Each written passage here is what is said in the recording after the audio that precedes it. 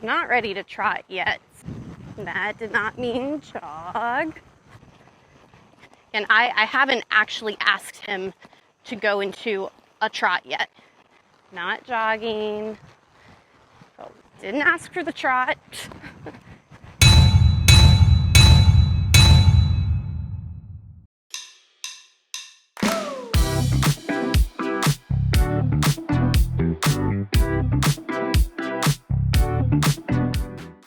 What's up, everyone? Welcome back. We are in the outdoor today for our riding session. I think there's a lesson going on in the indoor, which is not a big deal. Got a nice size outdoor, so hopefully we can get more impulsion out here than when we were in the indoor. I just won't have the mirrors to kind of see how things are going. Again, name of the game today is just more forward, increase impulsion, get him going, get him active in the hind end. So hopefully it's a great ride and we'll see how things go. All right, so when I watched my video back from last week,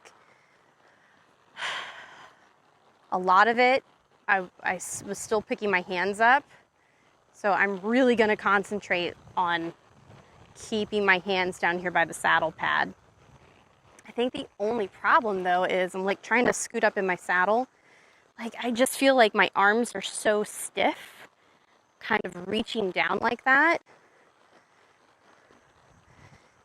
I also feel like I could have shortened up my reins during the last ride. So that is something I'm gonna try to go a little shorter with my reins this ride, but I also don't wanna go so short that he's getting behind the vertical. And there I'm just squeezing with my calves a little bit to like keep him moving, keep him walking. I tend to round my shoulders because again, I feel like I'm reaching so far down.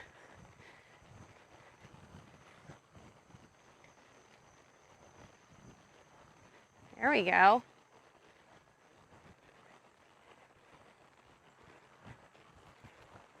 All right, I'm gonna shorten a little bit. There we go. Also keep this is my dressage whip. The one I used in the last video wasn't mine, it was just in the indoor already. So this is my little whip. It's not as long, so not sure how much I'll actually be using it. So I'll have to like literally do one of those numbers. But hopefully it already feels like maybe he's a little more forward today.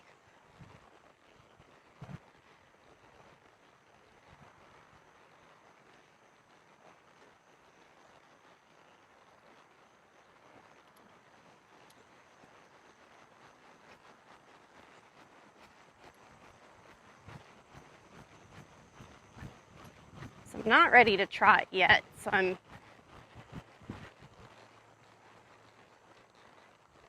slowing him with my seat. But I do want to push at the walk until he's like, should I break into a trot? Is that the right answer? No, it's not the right answer, but walking like a snail is also not the right answer.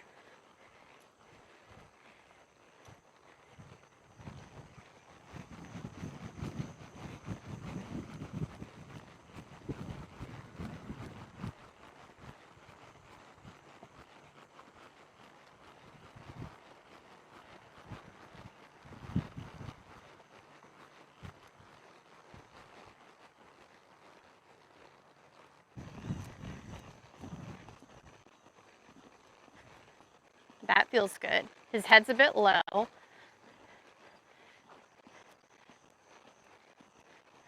But that's going to take time. He's got to figure out where the head needs to be. And I'm not trying to like worry so much about his head carriage. I am more worried about the impulsion.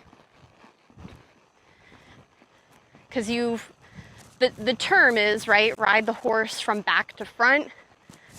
I can feel that his back legs are far more active than they normally are.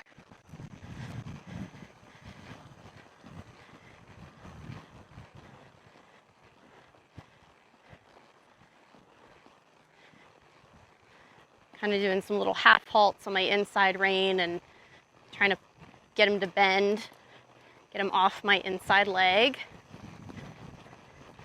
And I haven't actually asked him to go into a trot yet.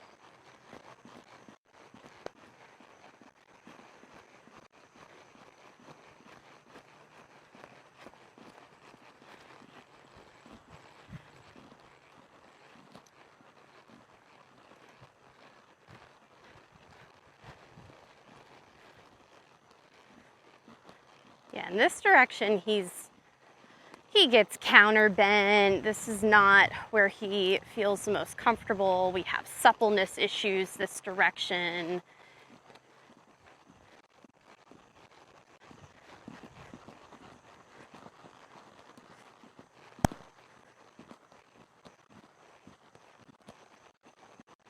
And I'd really like to give him his head and give him a break, but I don't want to do that while he's breaking into a trot.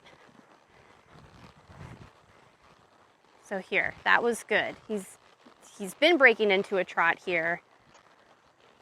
So staying, I still want you moving though.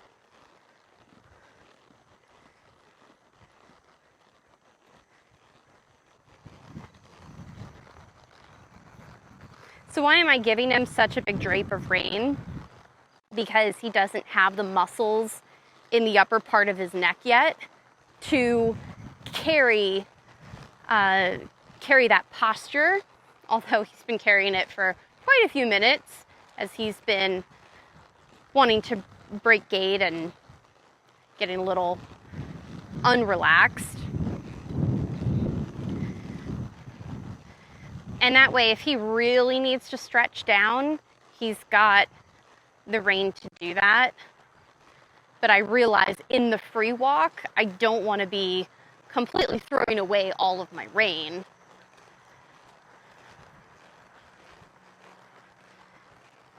If we were going to be doing a free walk, I'd have my hands down here and I'd be like really asking him to come through. And tighten up my rein a little bit. Here's the transition. Not terrible. So normally, if I were shooting a test today, this is kind of where I would have him. And he's really, you can see, this is what the judge was saying. This is a lot like how he was my first test. He was behind the vertical.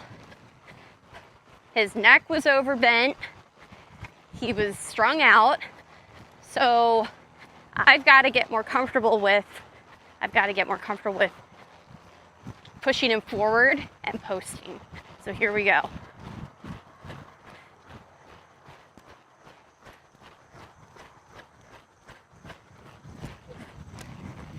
Good God, Andrea, learn how to get on the right vertical. There.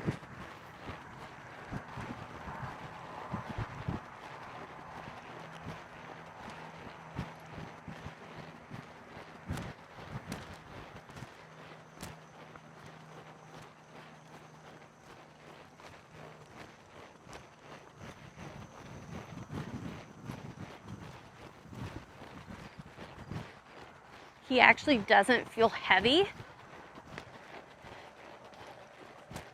but I am kicking every time. Yeah, there was a little cluck.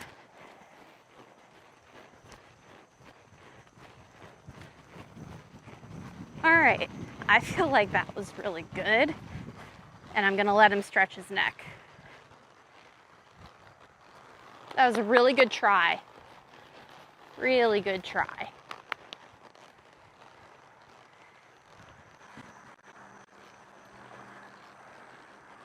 All right, here. Squeezing with my calves. Not terrible.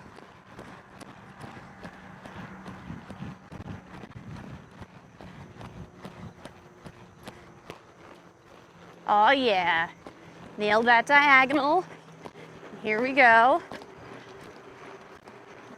Half halting a bit on my inside rein. He is stiff this direction. Although I can see his eye, I can see him bringing his head around, which is good.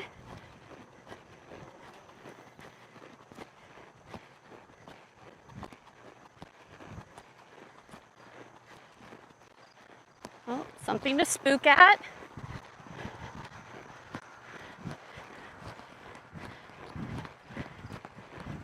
All right, he's a little heavy in my hands. There we go. Get him going a little bit more forward here. Inside leg.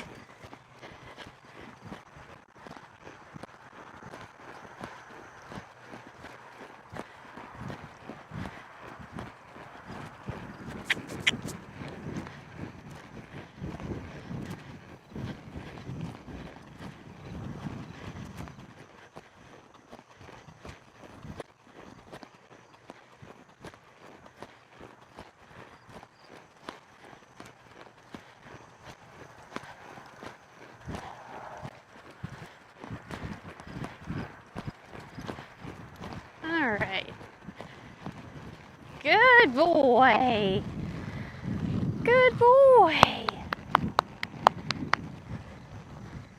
Okay, what am I focusing on right now? I am focusing on keeping my hands low and pushing my hips from back to front and posting off my knee, not my feet, pushing him forward with my feet into my hand like that. Half halt with my inside rein as I kick with my inside leg.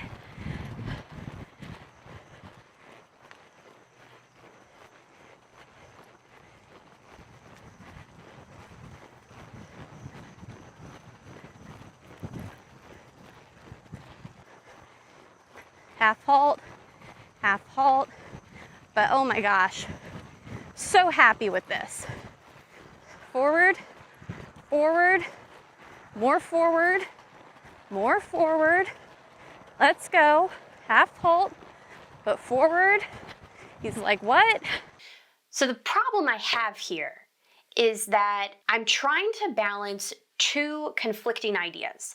On the one hand, what the judge has told me in my other tests and what I'm clearly experiencing when I'm riding and when I watch the videos back is that Dakota needs to be more active. He needs more impulsion. But now he's starting to break gait. He's going from a walk up into a jog or from a jog up into a lope when I'm not asking for it. This is going to be a problem if I'm riding my test and I'm supposed to be performing a specific gait and he's giving me the incorrect gait just because I put my leg on him to try to bend him around a corner or get him more supple. It's not ideal. So I need to work on how I'm going to fix this problem because I want to improve my scores, but the danger I face here is, yes, he'd have more impulsion during my test, but would my score actually be lower because he's fighting in his face, he's inconsistent with his head carriage, he's breaking gait. That's not going to make for a smooth test. This is all going to be sorted out the more we train on this, but I want to demonstrate exactly what came to mind as I was writing because I'm a visual learner and we're just getting to know each other. I'm an educator. My background is in education. And when I stumble upon an idea or have a revelation, I want to share it with people. And that's my whole reason for starting this channel. So I'm going to get some props and I'm going to walk you through a visualization of these two opposing concepts that I have to bring together and be harmonious in order to have a successful ride and successful training as this sets the foundation for the rest of our dressage career. So I want you to imagine that you're on your horse, and as you're riding, all the things that you're trying to achieve while you're riding, the dressage training skill, right? They're all a cup that needs to be filled. A relaxation cup, a rhythm cup, a suppleness cup, and so on and so forth. Right now, I'm really just focusing on one cup at a time, and that's the impulsion cup. The pitcher of water represents me and my riding skill, my ability, my energy that I'm gonna put into filling those cups. During my ride, I'm filling this cup and he's starting to break gait. That's the cup overflowing with water. That's when a problem starts to happen. There's too much here. Anytime my leg brushes against his side or I'm putting my one inside leg on to move him over, he's reading that as go faster, even though that's not the cue I'm giving him. So I need to balance this. I have this other cup that's going to help me out, and it's the connection cup, where I'm trying to, yes, get him to go more forward and be more active, but into the bridle, bringing him into my hand instead of riding with a very loose rein where he's just kind of sticking his nose out and he's strung out and looks horrible. He's not in a frame at all. So as I'm shortening my reins and asking him to come into the contact, that's helping to control the impulsion. But if I start to focus more on just that part of the riding at that point, that's when he starts to slow down and lose impulsion. That's when he starts to come behind the vertical with his nose. And we could even run into problems like he starts to slow back down. He might even just stop altogether. I was using my legs just for impulsion and using my hands just for the connection, and it kind of felt like I was pouring in between the glasses back and forth. And so it was starting to feel really disunited in the communication that I was giving him. What I really need to work on is filling both cups at the same time. How do you do that? You do that with your seat. And any professional dressage rider that you will ever look up on YouTube, you'll probably hear them talking about your seat is your most important aid. I'll repeat that. Your seat is your most important aid.